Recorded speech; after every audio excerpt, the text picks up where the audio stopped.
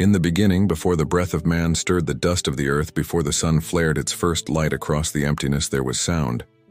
Not chaos, not silence, but the echo of a voice speaking reality into existence. And with that voice came beings older than humanity, more mysterious than the stars and more powerful than any king who would ever walk the earth.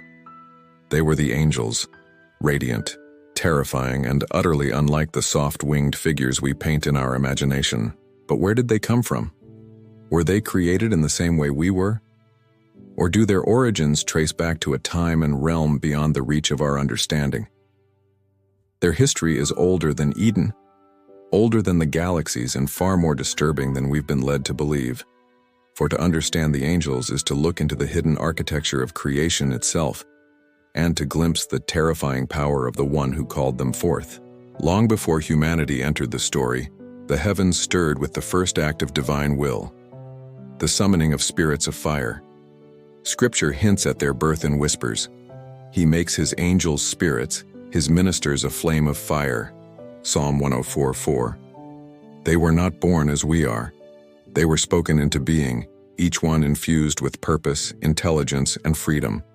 And unlike humans who were molded from clay and shaped in time, angels emerged in eternity, fully formed, radiant, and terrifying in their perfection. They existed not to question but to serve, not to rule but to reflect the infinite glory of the one who created them. But even among them there were differences. Not all angels are the same. Some were created to stand forever before the throne, their very existence a ceaseless chorus of "Holy, holy, holy."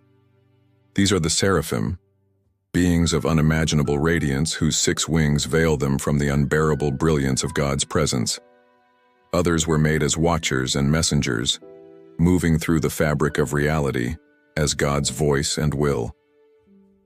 These are the Malachim, the messengers we call angels in the truest sense. Then there are the cherubim, not the chubby infants of Renaissance art, but living, blazing guardians whose wings stretch across eternity, wielding swords of flame to defend the sanctity of the divine. And above them all, there are the archangels, the great commanders, the leaders of the heavenly hosts, tasked with waging wars unseen and carrying out judgments that shake the cosmos. Their hierarchy is not a ladder of power, but of proximity. Proximity to the Creator's will. The closer an angel is to the throne, the greater its responsibility, and the more fearsome its nature. And yet, even with such clear order, the story of angels is not without rebellion. For with free will comes the possibility of pride, and pride would become the spark of the greatest cosmic revolt ever known. Among the brightest of them all was one whose radiance outshone the stars, Hallel ben Shakar, the light bringer. We know him as Lucifer. Created perfect in wisdom and beauty, he walked among the stones of fire, a phrase that hints at the very heart of divine presence. Yet it was not enough.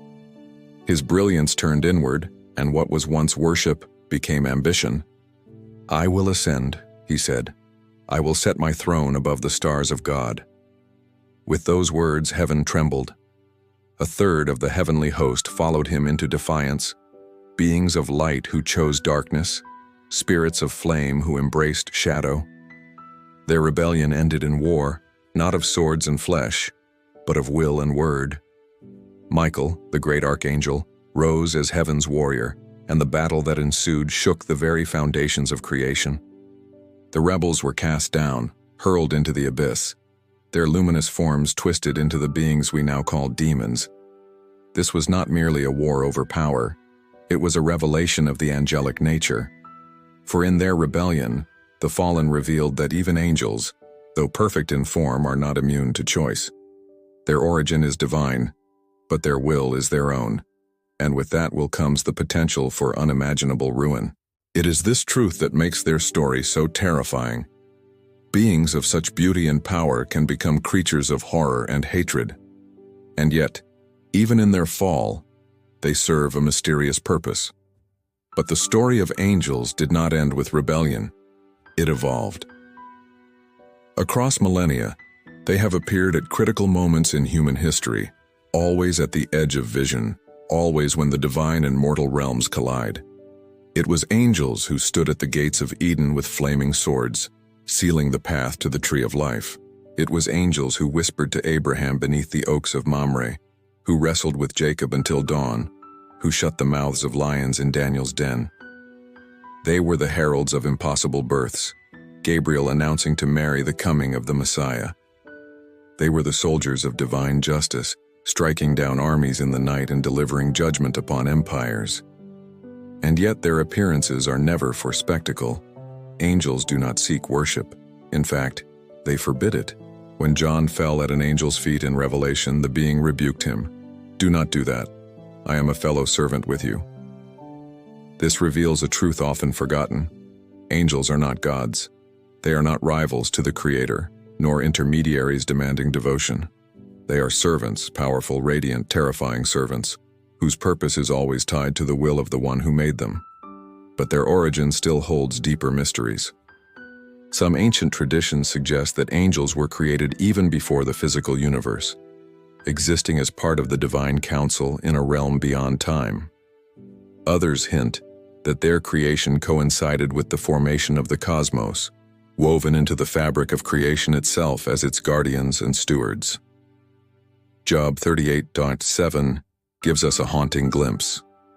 When the morning stars sang together and all the sons of God shouted for joy, this suggests that angels witnessed the birth of the universe, watching as light split the darkness and galaxies spun into being.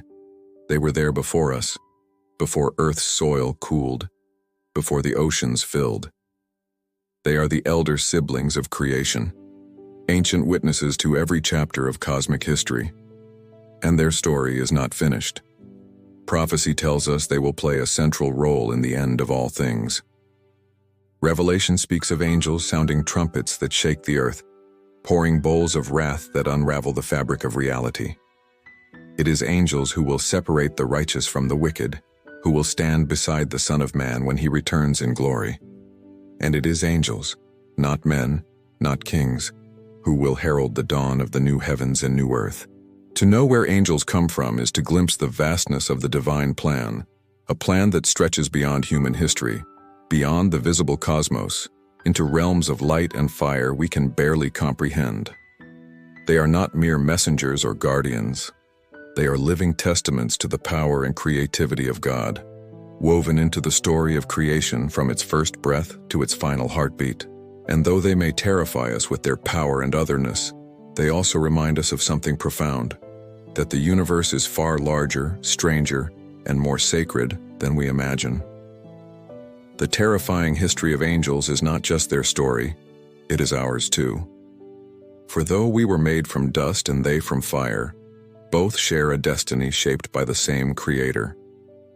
And one day, Scripture says, we will judge angels, not as their masters, but as co-heirs of a kingdom that transcends time and space.